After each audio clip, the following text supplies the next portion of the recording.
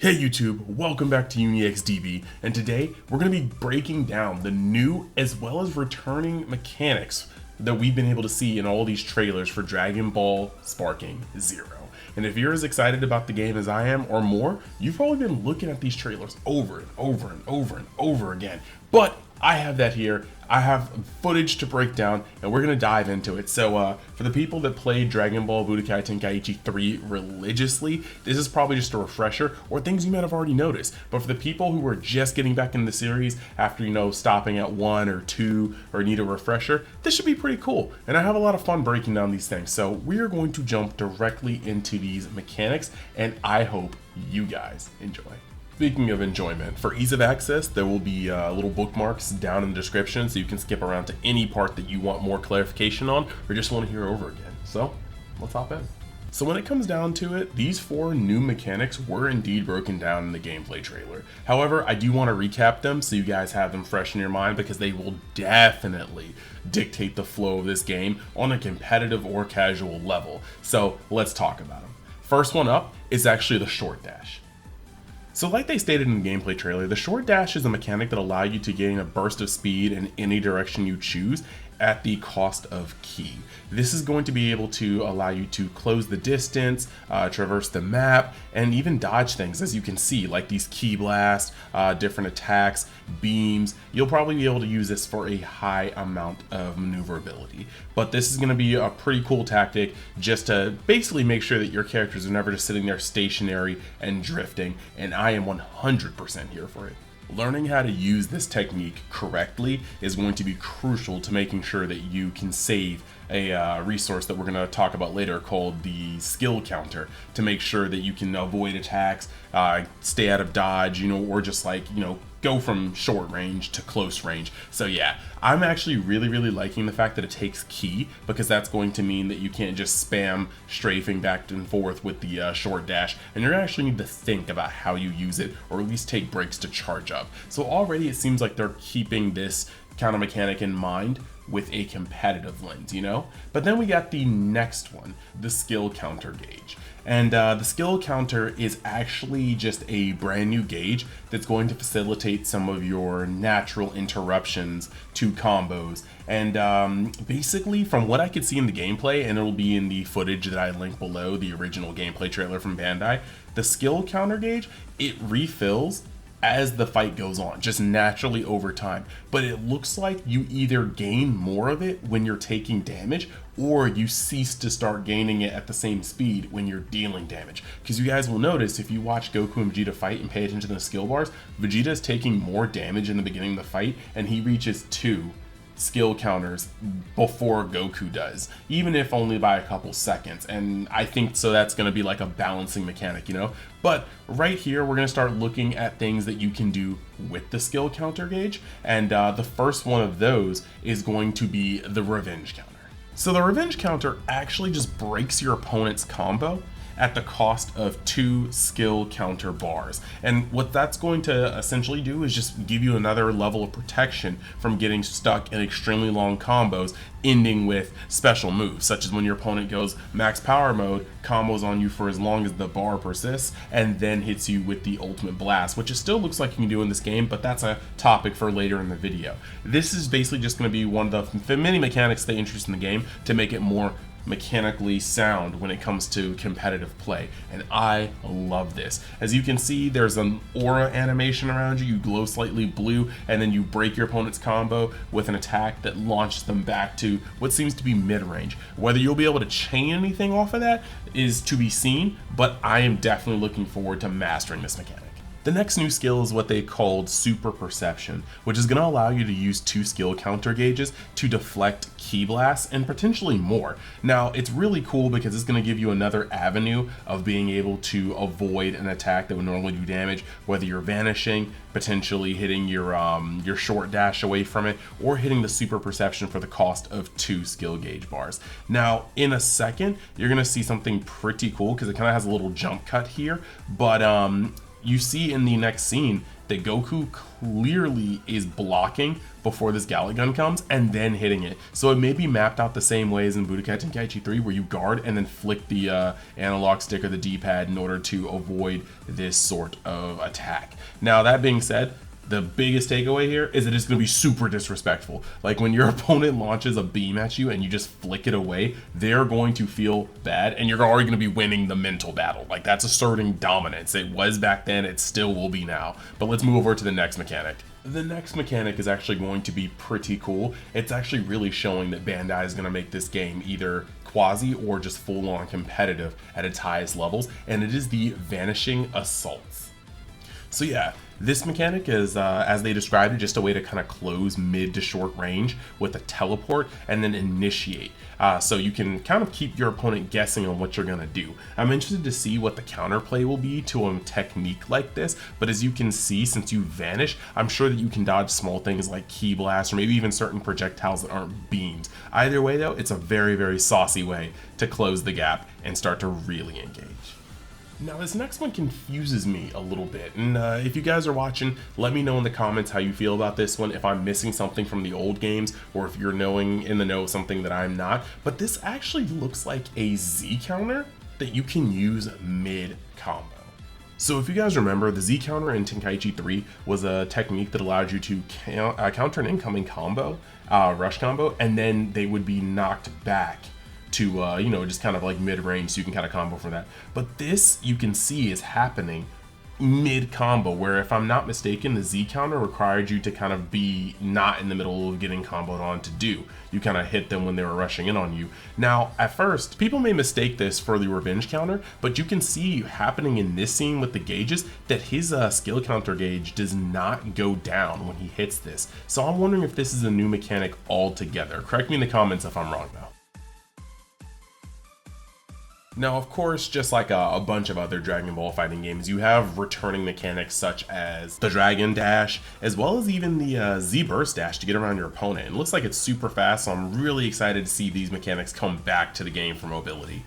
But what has me truly hyped is something that we have not seen in quite some time, and that's the exact replica of the combo strings from the Tenkaichi series. And what I mean by that is the exact 1-for-1 ratio of how it was in those original games. Like you press the square button enough times and the triangle to put out specific inputs. Like in this next slowed down clip, you'll see the square, triangle is that, whereas square, triangle is that, which is square, triangle is the stun move. Some of these moves can be charged, like this one on the 2-string. The 3-string is not chargeable, but the 4-string is definitely chargeable, and it varies from character to character. And as long as you don't repeat the same string twice, like right here, you generally can keep the combo going. So it's a very powerful way to extend your combos, and it really rewards you for learning how these combos chain in terms of how far they knock away your opponent, what they lead into,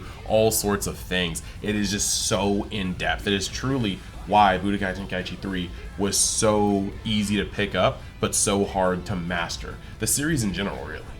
Now, I mean, who doesn't remember what vanishing is? That's definitely coming back. It never was going to go anywhere, but clearly this mechanic wasn't going to go anywhere. It was just the best way of getting out of harm's way in general, and it provides some of the most fun moments of the game where you teleport, your opponent teleports, you teleport, your opponent teleports, and then, one of you guys runs out of key, stamina, whatever they're using in game, and then you get hit. But yeah, it's gonna be a great mechanic to use, but you have to use it sparingly because it always does come at a cost. It's one of the most finite things you can do with a game.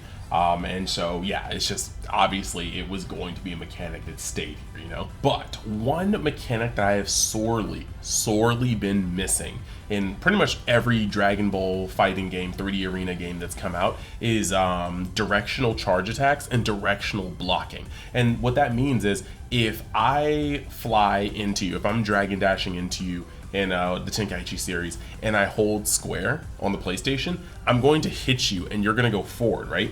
But if I were to hold square and up, I might instead uppercut you or kick you up, and it's going to launch you upwards. If we're in midair and I hold square and down, I'm going to hit you down somehow with a move, and you're going to plummet towards the ground of the battlefield. However, as the defending player, when you hold block, you might have a normal blocking stance. But if you hold up and block, you'll block like this. If you hold the right or left, you'll like block, or you'll do something like that. And if you can line up your block to where your opponent is coming in with their charge attack, you not only not take damage, but you actually blow them back and open them up for attack. And I think that in the Master and Apprentice trailer, we saw that. So like literally just look at this and tell me what you think.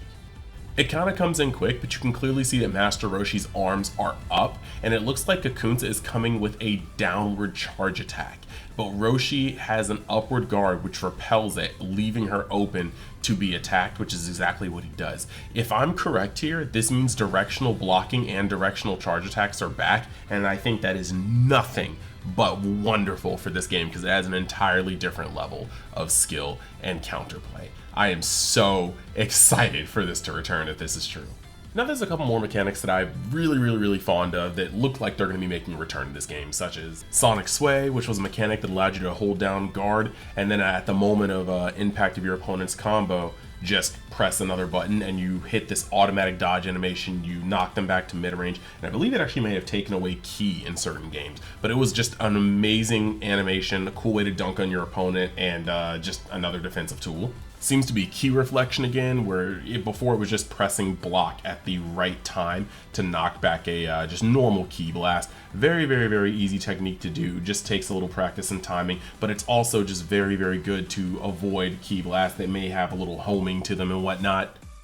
And then we definitely have max power mode, which is the ability to charge past the maximum limit of your ki meter in order to be able to do a plethora of things. In the previous games, you would get like super armor, so you wouldn't flinch from small rush attacks or ki blasts. You would still take damage though. Your combos would not end when they normally end, leading to these long, ridiculous combos of being able to just combo on your opponent as long as you don't use the same move twice like he just did in this demo. It, in lots of cases, allowed you to teleport, vanish almost like pretty much without using whatever resource it took. Like in Tenkaichi 3, you could do a vanishing step just to completely just in and out of like vision your opponent as you approach them. So maybe in this game they might make vanishing assaults cost nothing when you're in max power mode, but most importantly it gives you access to your ultimate blast, which I'm not quite sure is going to be changed around in this game or not, because there's a point later in the gameplay trailer that's linked below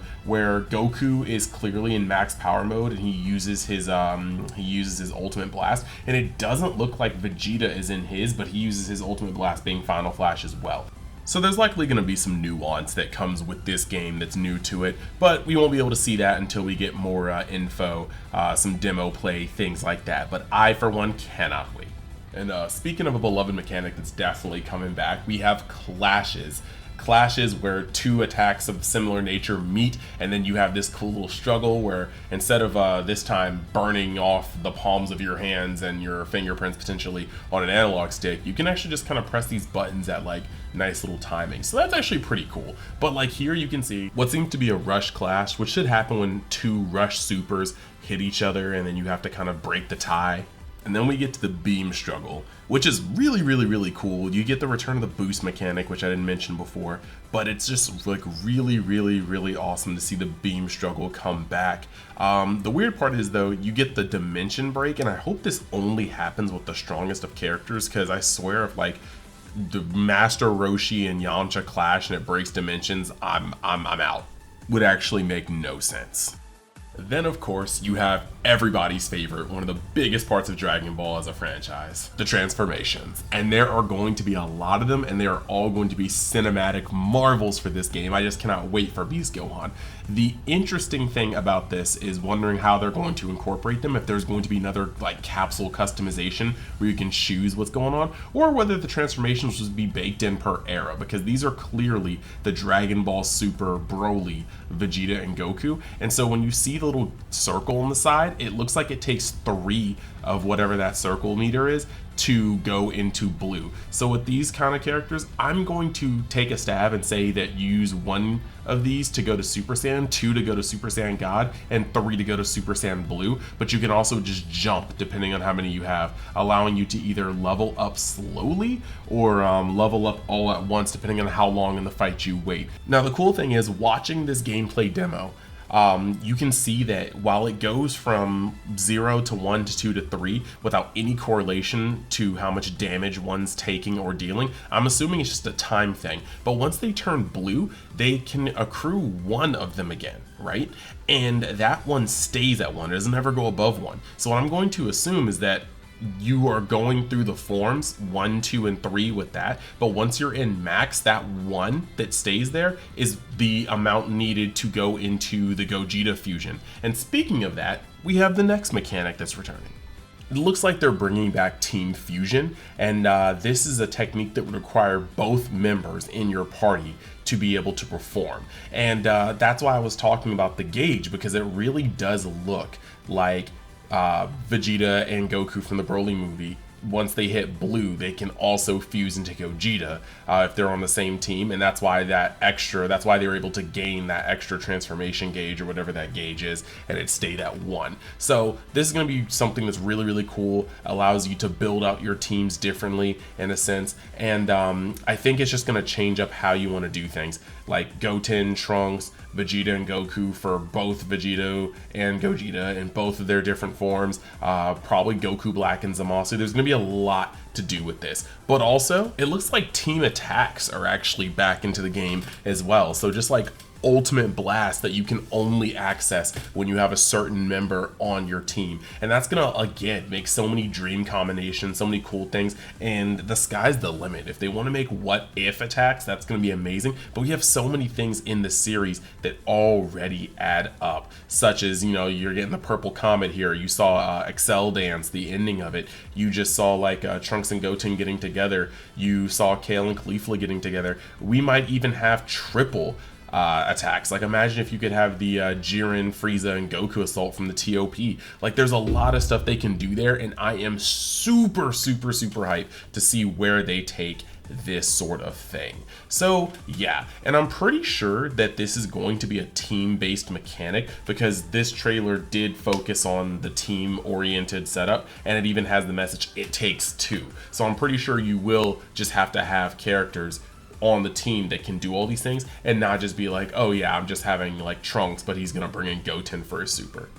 So yeah, that's pretty much all I could scrub from these, I think, 4 trailers, but I'm having a great time breaking down everything I see here. Now I think that as I'm uploading this today, we should be getting more news, because I think people like Nanogenix, Doto, Cyrax, like, you know, the legends are gonna come away with some demo like breakdowns from Summer Games Fest. But on top of that, I'm just trying to do what I can. I'm really excited to be able to cover this game and really just take this channel and start building it, you know? So if you like this sort of content, think about hitting the subscribe button and like the button so it trends, or like the video so it trends. And yeah, in the comments, let me know how excited you are for Sparking Zero, if I missed any mechanics, if there's anything that you didn't see in the video that you hope is coming back, all sorts of stuff. I just want to talk about this game with as many people as I can. So thank you guys for watching. I hope you guys have a great day, and stay tuned, because I'm going to be covering more of this game. I'm going to be playing Legends, playing Dokkan, talking about the manga, talking about Daima when it comes out. This is just my Dragon Ball channel. So thanks. Later.